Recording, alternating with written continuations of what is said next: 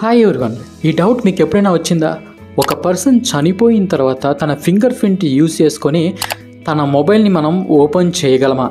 సైంటిఫికల్గా చెప్పాలంటే మనం ఆ ఫోన్ని అన్లాక్ చేయలేం.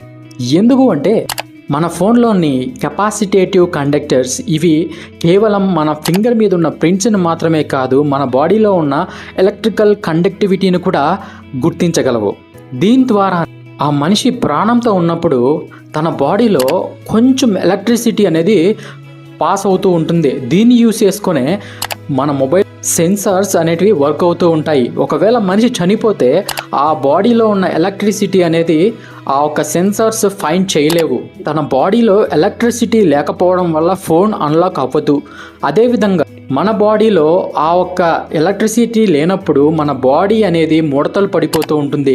దీని ద్వారా మన ఫింగర్ ప్రింట్స్ అనేటివి ఆ ఒక ప్యాటర్న్ని చేంజ్ అయిపోతుంది. మనం ఆ ఫోన్ని అన్లాక్ చేయలేం. కానీ మూవీస్లో చూపించినట్టు అన్లాక్ అయిపోతుందని మాత్రం మీరు అనుకోవద్దు.